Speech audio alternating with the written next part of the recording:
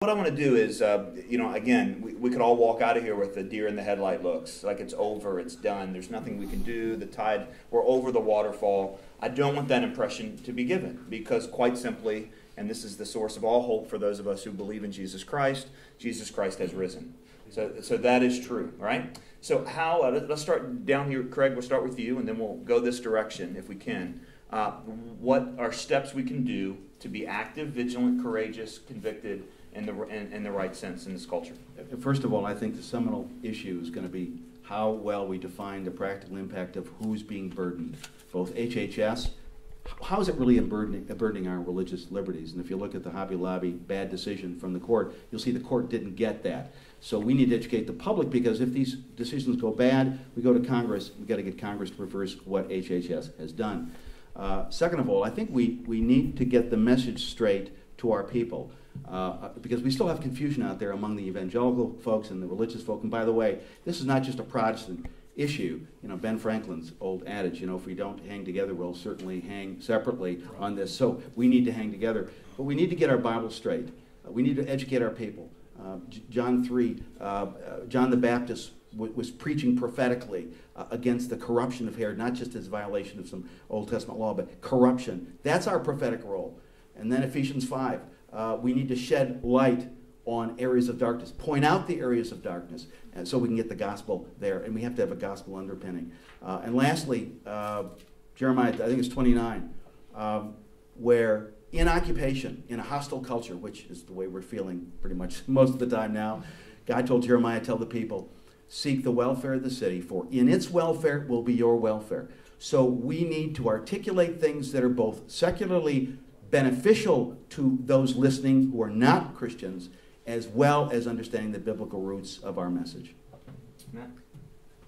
I think I want to reemphasize 2 points. We need to talk about religious liberty as something that belongs to all Americans in their daily lives, and not let the government pick and choose what religion is and who can exercise it, and then just say it only belongs to churches. So John the Baptist also preached that the soldier and the people in their business, they should treat people fairly and justly, and that was a command of God. And then Jesus said that salvation came to Zacchaeus' house when he decided to treat his people fairly in his business dealings. So the religious liberty of Christians acting in their daily lives, including in business, is not a peripheral or second-class kind of religious liberty. It'll help us to identify these religious liberty violations.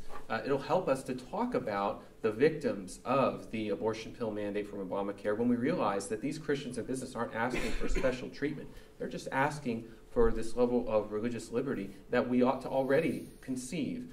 And I think it's important, as folks have mentioned, to identify and expose the shift in the marriage from so-called, we just want tolerance, to now we want acceptance. And we actually want your endorsement. We want you to help us do what we're doing. And then on the life side of things, the threat to religious liberty is the shift from the so-called right to abortion to the what they call access to it.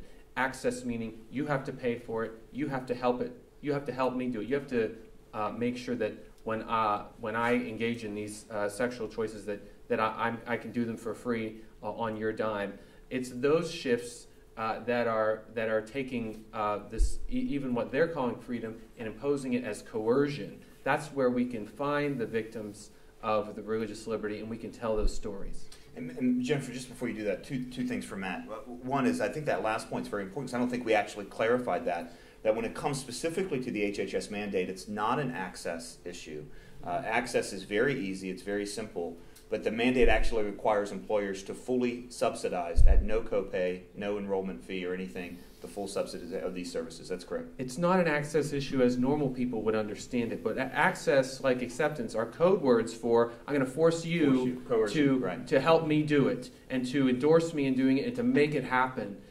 Even if you have religious objections, in fact, you can't even claim religious objections because the government has declared this area off limits for religion. Yeah, and they're either saying the employee or the employer or the insurance company somehow, and the accounting, of course, will magically work itself out. Okay, well, and Matt, one more thing, because in your work with ADF, and again, I think some of us maybe consider, and maybe rightfully so, the idea of a lawsuit, the nuclear option. We got nowhere else to go. We're going to sue. If you could just speak quickly to when should someone deeply consider this, and then what can they do if they want to consider this? Well, we have consulted dozens and dozens more organizations on this question of how it affects them than we have filed lawsuits. And so at Alliance Defending Freedom, we are available for people to call and find out, well, how does this impact my organization? How does it impact my beliefs? What are my options? That might never lead to a lawsuit. That's just legal advice. We have an alliance of several thousand attorneys around the country to be able to help people in the states where their organization exists. And then, of course, we have a resource of each one of our cases is not important because it's a case. It's important because it's a story about a human being whose religious liberty is being threatened.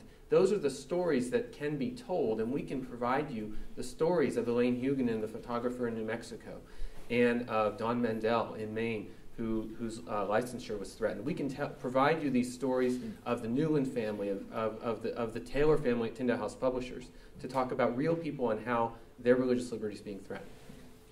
Quick item on the HHS mandate, and then I'll turn to marriage. On the HHS mandate, I think it is critically important, as I said earlier, to situate the religious liberty concern in a greater threat to freedom so that we enlarge the constituency of concern around this particular mandate. At the Heritage Foundation, we've produced resources that situates this HHS mandate within the overall critique of Obamacare and handing that kind of power over to the federal government.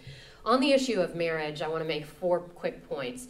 Be encouraged, focus, act, and pray. Be encouraged. 41 states define marriage as a man and a woman. This is the redefinition of marriage is by no means inevitable. In France, where a socialist government is trying to ram this through, 1 million people came out and demonstrated in the streets of Paris on behalf of marriage as the union of one man and one woman. Let us rise to the occasion here.